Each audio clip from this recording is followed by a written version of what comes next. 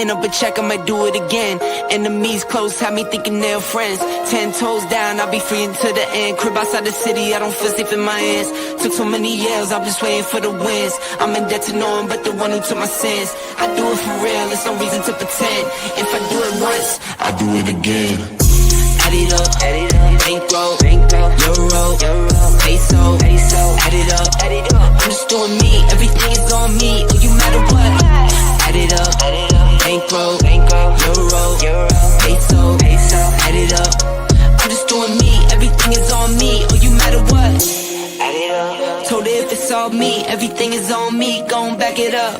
Matter what, told you I'ma do me, why you hating on me, it's not adding up. Do roll like a Mack truck, country heart, I might cop a farm and go act up. Lot of scars, I was cold hearted, now I'm backed up. Keep it real, I do this once a month, I don't rap much. I just take the money and go stack up. To Ink, Incarceration to Incorporate. Here, me and Julius Campbell and AB, we are here back, and Happy New Year to everyone. Here's my co-host, Mr. Julius Campbell. Take it away, Mr. Campbell. What up, Savannah? Listen, we've been missing for a minute because we were making memories. And you know, those of us who have been incarcerated, we are home for Christmas and New Year's, and we were all about being intentional and making those long memories that we desire while we were locked up. But today we are back, and while we are back, we want to update you on some of the new things. Just like New Year's, we got some brand new things on the horizon. Yes. Brand new platform, and we want to bring in our boy AB, who's been off, and he's been doing some phenomenal things up in the ATL. He's going to share with us. But before we do that, Marie, what is OAA? OAA is Offender Alumni Association, where we empower, encourage, and educate one another, because not one of us can do it alone. So me, Julius Campbell, we are here with Mr. AB. And Mr. AB, we want you to tell us all about what's been going on with you. Take it away, AB. First of all, I appreciate y'all bringing me on to this show. This is a show that we started a few years back, and I'd like to congratulate you, Marie, and Julius for keeping the show together, keeping it going. Thank Julius Hall for his extraordinary work, putting all shows together and holding it together. I just like to just say I appreciate y'all for holding the show down. You know, Incarceration to Incorporation was something that I wanted to start when I was incarcerated. I was at the Atlanta camp, and I was thinking about ways that I'm gonna be able to, things that I was gonna be able to do when I came home from prison. So I felt like I wasn't gonna be able to start a job. So I said, you know what? I'm gonna create something. I'm gonna create a job. And a light bulb hit to me. I said, well, people come home from prison, they're not gonna be able to get a job. So my first thing was to get them resources to not just come home to get a job, but resources to help them start a business. Because I was able to be friends and acquaintances with a lot of people that's incarcerated that was business minded. So I said, that's what I'm gonna do. I'm gonna come home and start a program and get with like-minded people that, you know, we can do this. So the thing came together. It was Incarceration to Incorporation. I met you all, and you all had done an extraordinary job of holding Incarceration to Incorporation down, and we're doing an amazing job with it. So that's something that I want to thank you all for being a part of that. So yeah, the transition I made was coming to Atlanta from NC, and that was a bold transition. I know, you know, coming from North Carolina, you know, I had 2 clothing stores up there that was doing good, that was doing great, you know. So I really wanted to make a bold decision to try it here in Atlanta. So, you know, I made that bold decision, that transition.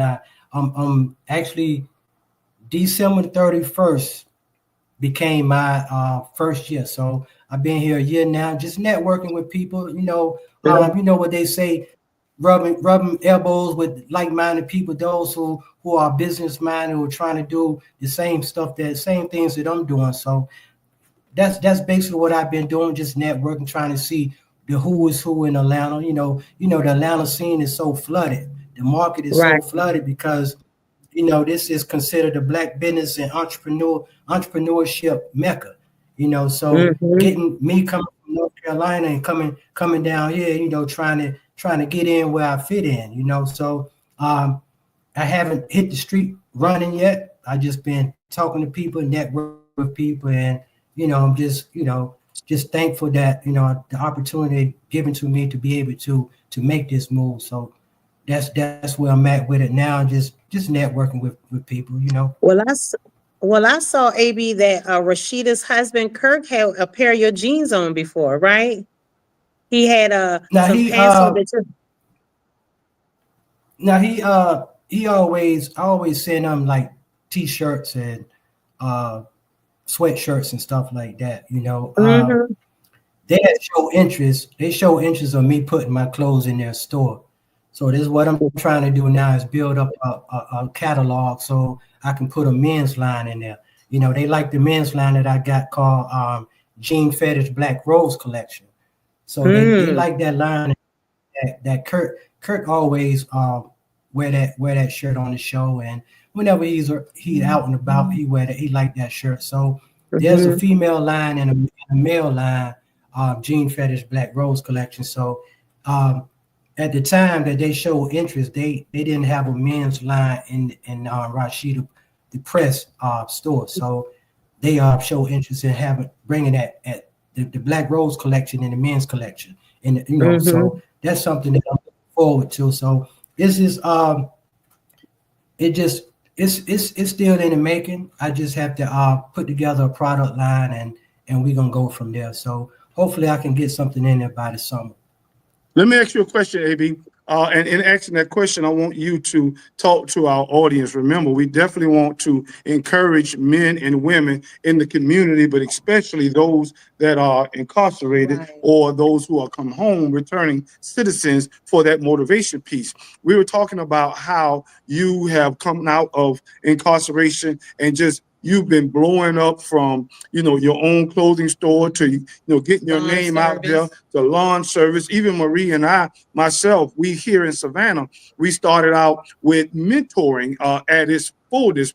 Actually, what we are mentors on steroids, because we have two mentoring programs. Behind me, you see verbal and visual intervention, and then we also do a character development program for mentoring kids. So we understand the challenges and the passion behind starting something new so that you can leave an impact on others. Tell us a little bit about your passion when you moved to Atlanta. Were there challenges? And as there have become challenges, how were you able to overcome them? That's very good.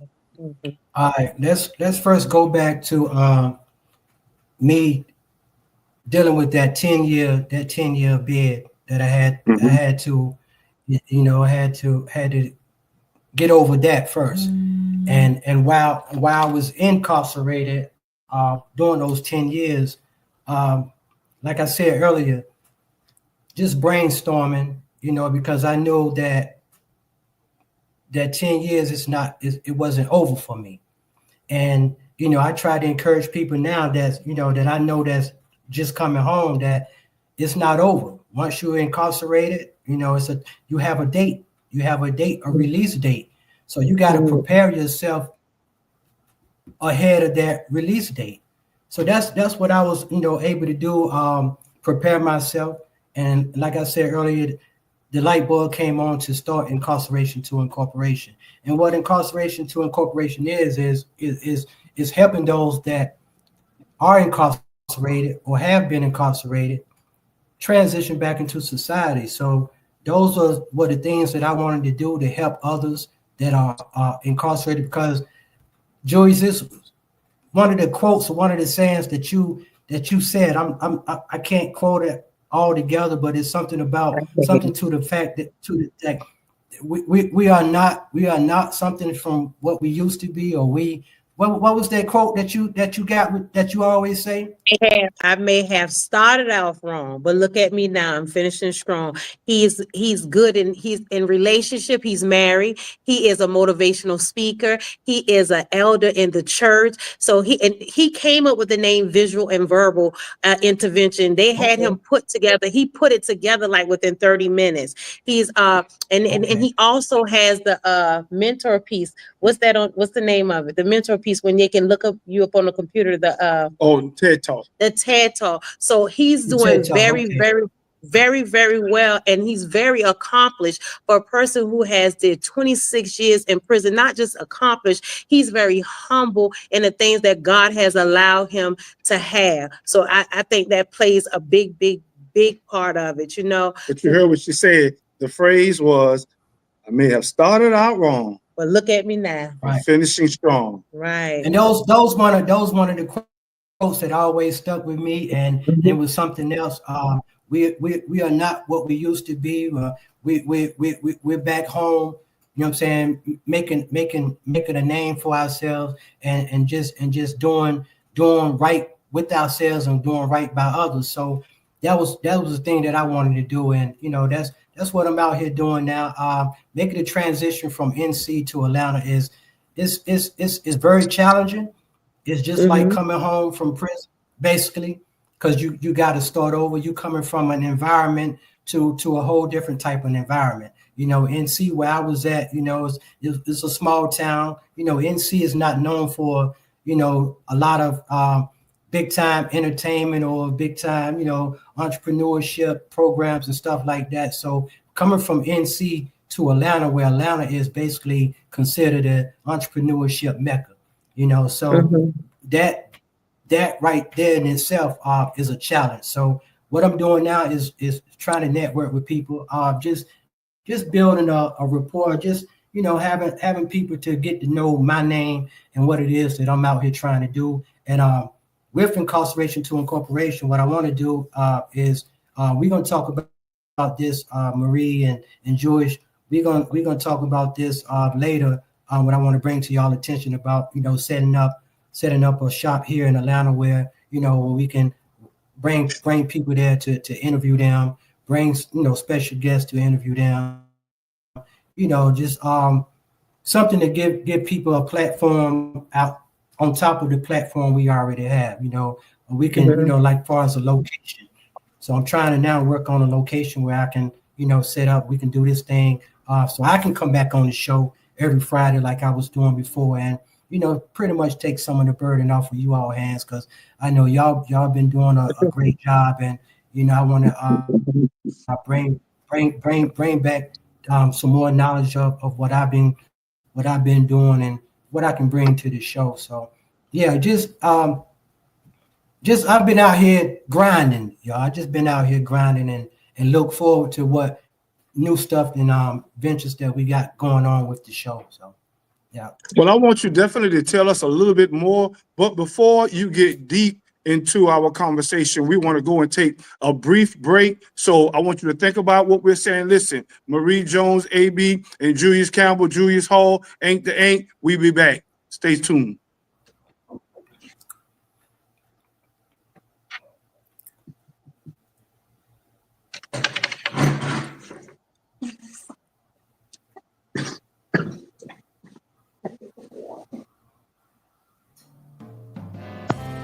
Need your garments cleaned with care and with a professional touch?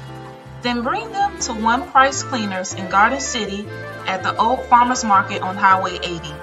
Service you can count on.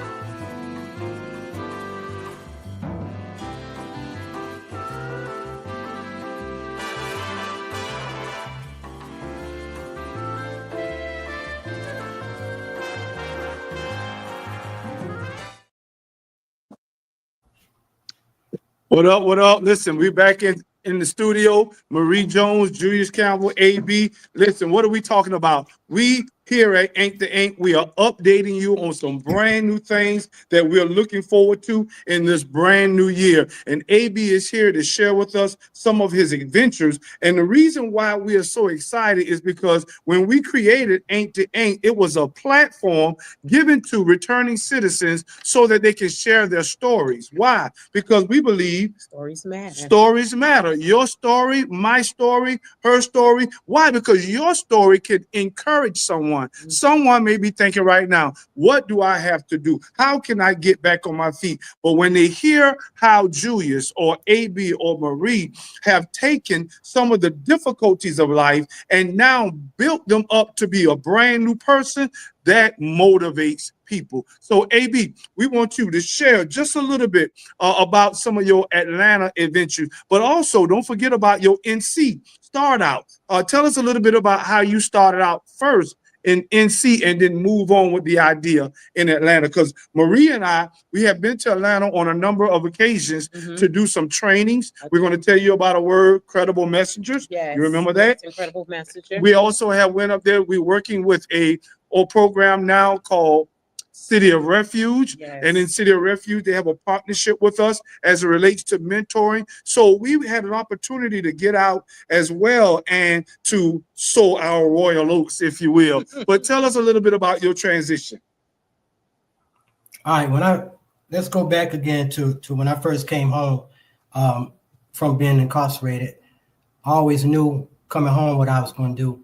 You know, I prayed about it. You know what I'm saying? I prayed about it, asked God to give it to me. So me coming home, it was challenges because, you know, I had to start over as far as getting my credit and everything back right and all of that. So me starting clothing store is something that I always wanted to do. You know, I always been able to, you know, in the fashion and designing clothes that came on at an early age. So that was something that I already had that I wanted to do. So I did that as far as putting designs together, putting prints and stuff together. So I used my my landscaping business to fund my clothing business. So me working the landscaping business 5-7 days a week, you know, getting the money up, you know what I mean, and getting the financial stability set up for me where I can fund my clothing business. So that's pretty much what I did, you know, came home and started that, but it was a struggle. Now, when I came home, I didn't automatically get into the flow of entrepreneurship or the flow of, you know, working and all that, because still I'm coming home and I had a track record of, you know, criminal background. So no one they wouldn't give me a job. You know what I'm saying? First, you know how it is. You put your name on the application and then say that, you know, have you been incarcerated, been in jail for this, that, and that, and that, and that. And then you get the phone and you get the nose and you get the nose this. I got frustrated. You know, I was frustrated numerous of times. And I say, you know what? It's time for me to reach out to people and let incarceration to incorporation start taking flow. So that's what I did. I got into I got a job in the landscaping, and you know I was able to secure 12 contracts, and with those 12 contracts, you know, the pay on that, if anybody know about landscaping, you know, contracts, getting those contracts is difficult, but you know, people always need a grass cut, so I was able to do that, but I was doing it as in a commercial state. You know, I wasn't doing residential, I was doing commercial, as far as warehouses and stuff like that. So I was able to do that. And then that came over to me opening up one store. One store I had was a clothing store. Is, you know, it was all my clothes. You know, I never, when I always dreamed of coming to do fashion or opening up a store, I didn't want to use other people's brands. I always knew that I was going to open a store with all of my brands. So that I was able to do that. Even like when I was incarcerated, I came up with all the names that I had in my store are names that I came up with when I was incarcerated. And then a lot of other such as OB. AB. What are some of those names so that we can let the people know? I have Mandatory Grind. Mandatory Grind is a name that I came up with because some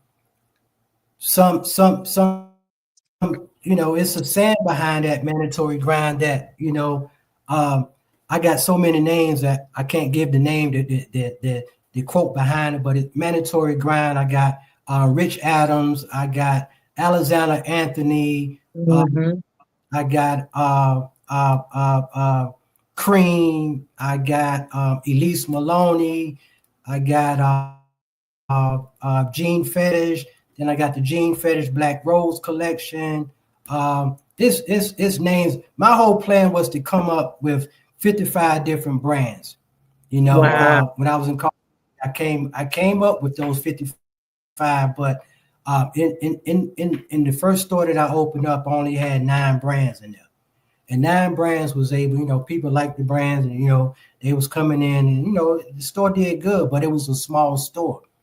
So and then the neighborhood was more of an urban store. So I wanted to expand my clothing efforts. So what I did was I found another store. I found a building downtown where it's more people. It's a variety of different cultures. So I said, and then the ambiance, the inside of this building was a nice building. So I said, you know what, this is a building that I can use for a more advanced or more elegant type of business. So I had a partner at the time, so we started a gallery. The gallery at 317 is what it basically came up to be, but it was a art and fashion together.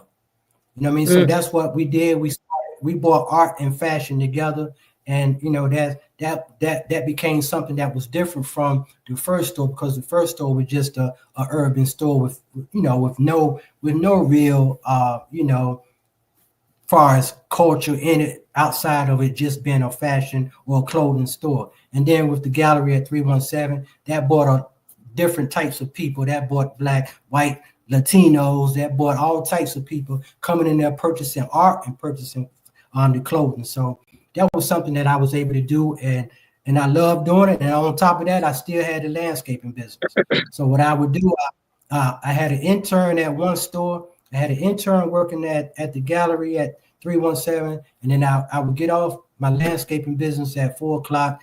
I opened up the first store from 4 to 7, and then I'll check in with the fashion and the art gallery. I'll check in. So that was one of the reasons why I was ghost from the show, because I was doing so many things with the landscaping and 2 stores. So I said I can't be on doing the show from 6 to 7. I can't do that because I'm working the store, both stores, and doing that, coming home from the landscaping. Some days I had somebody working the store, some days I didn't have nobody. So yeah, so Right.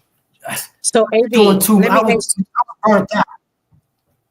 So let me ask you this question, AB. So say you go on 50, you say you wanted 54 brands, right, in your store. So are you going to hire, because you're going to need that 55, excuse me. So are you going to hire, you're going to have to hire people, and then say if you blow up like the way that you really want to, you should put that in mind. How would you be able to produce the amount of clothing that needs to be produced if you was to blow up like you really want to? What I found out is that, let's go back, because I know 55 was just, years ago I had a brand called PJ 55, which was Fat Joints 55. That's when I first started out years ago, maybe 20 years ago or more. So it was PJ 55, Fat Joints 55. 55 was 55 different brands that I wanted to do. So it just always been a goal.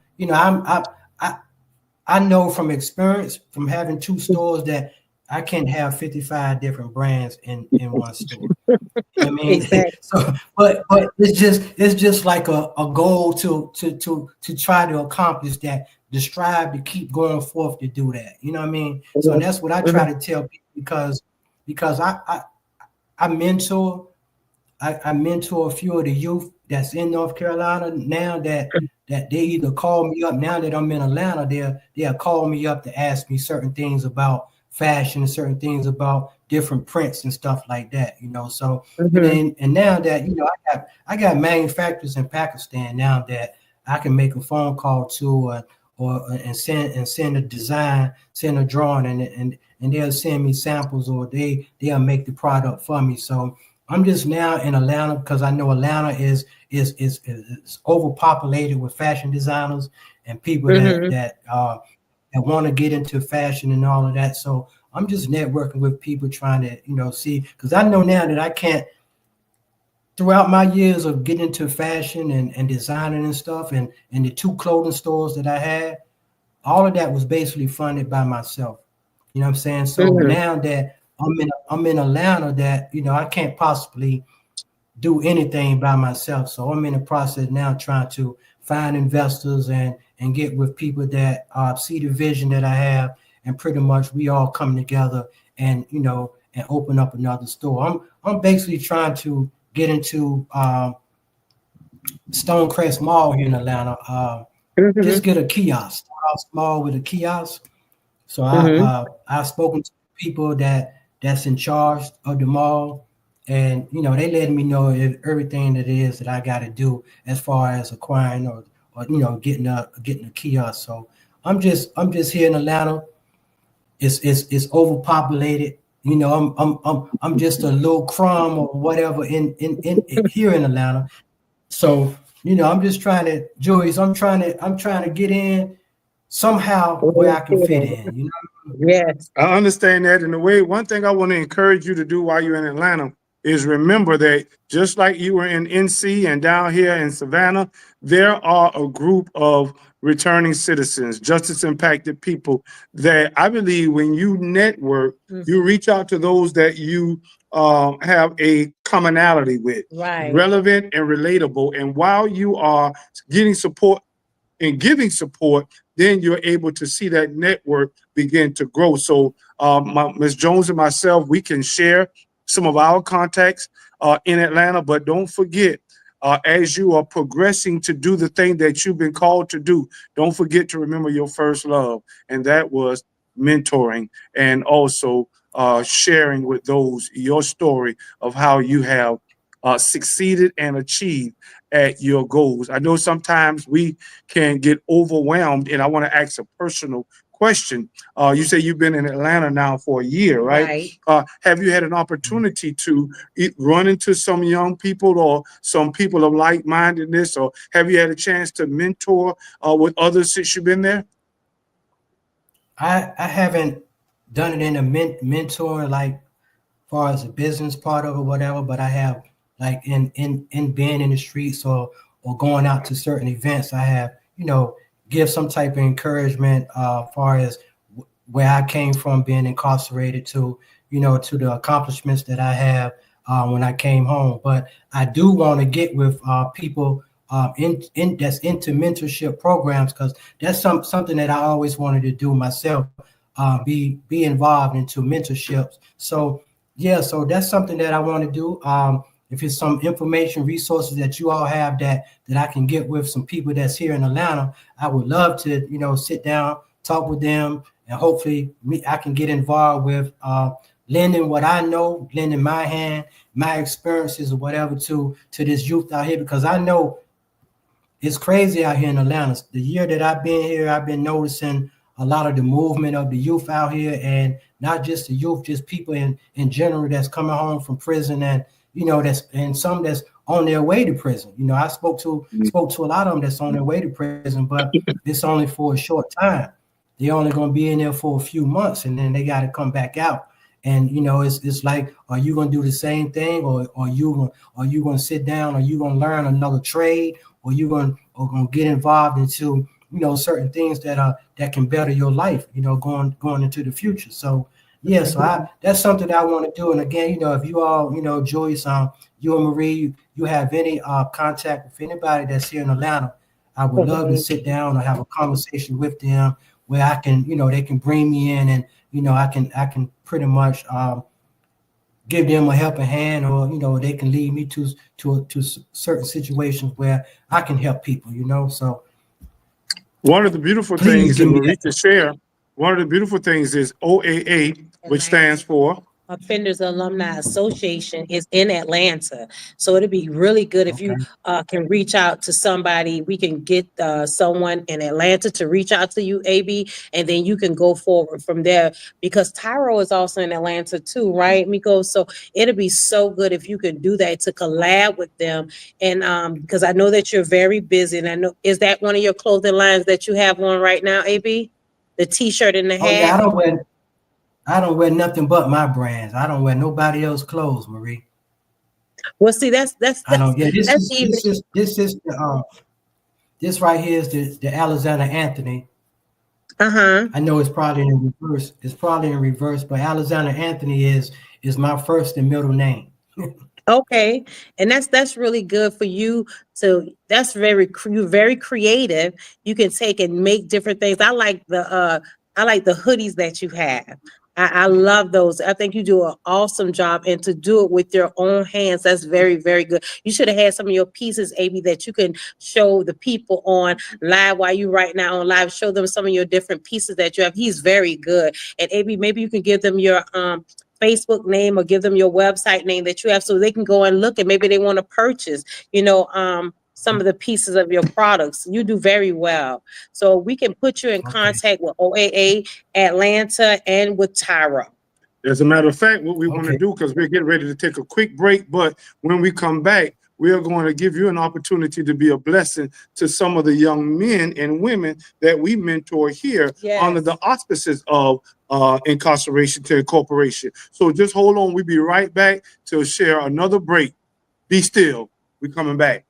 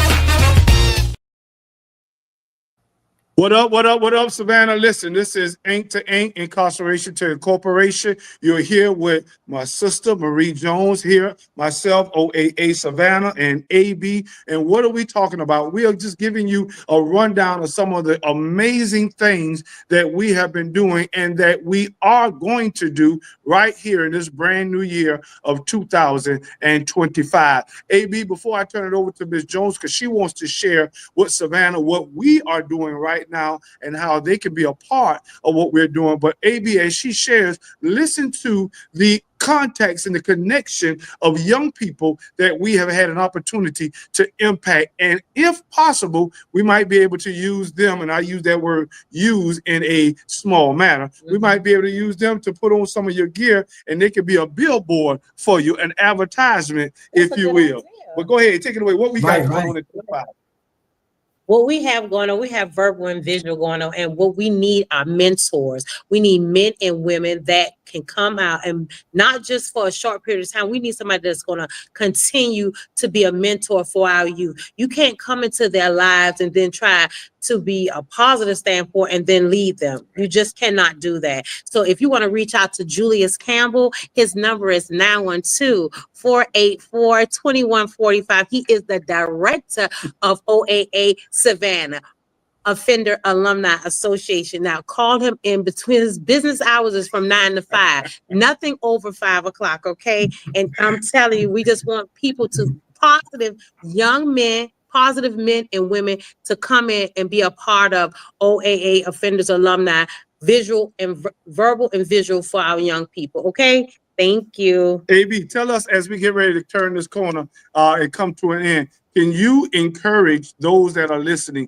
whether it's our community, whether it's our returning citizens, or as we say, the 3 R's, returning citizens, relatives of returning citizens, and then those who are helping to be a resource for returning citizens. Give us a word of encouragement as we turn this corner and get ready to conclude. I want everybody to keep in mind that when you're incarcerated, it's not over. When you come home, you have a story to tell, you got a testimony. And there's going to be challenges, but you got to use what you want in here. You got to use your God gift, just period. You just gotta be willing to go out here and get what's yours. And that's what I try to encourage people to do, Joyce, is I try to get people, encourage them to go and get what's yours because God already gave it to you. It's not over.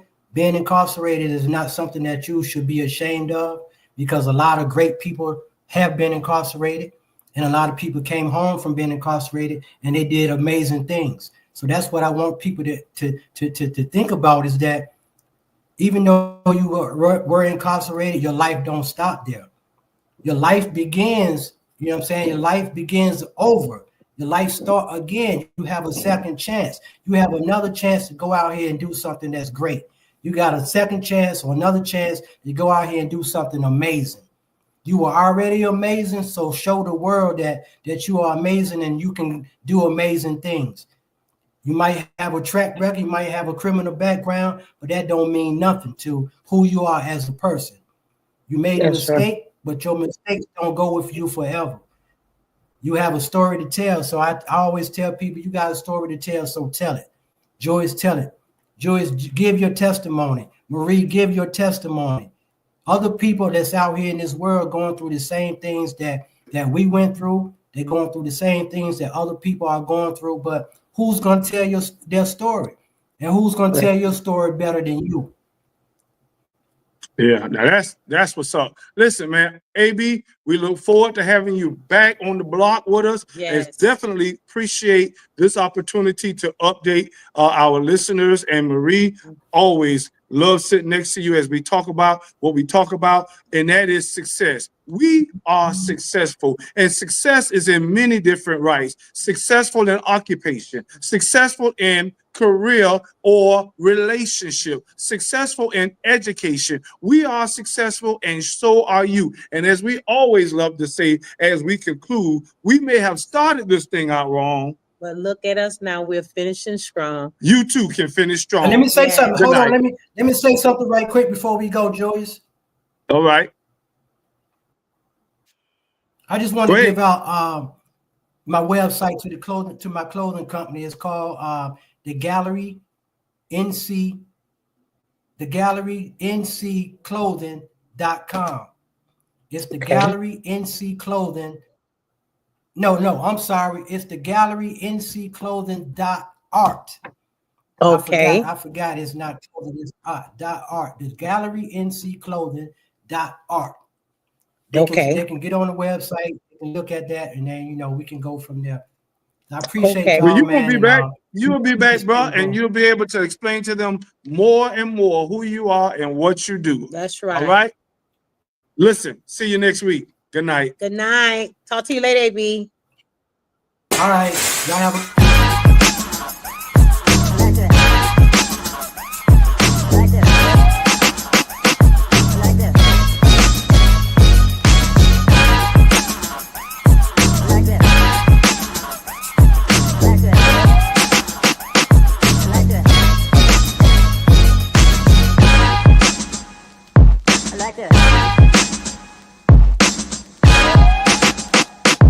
like that.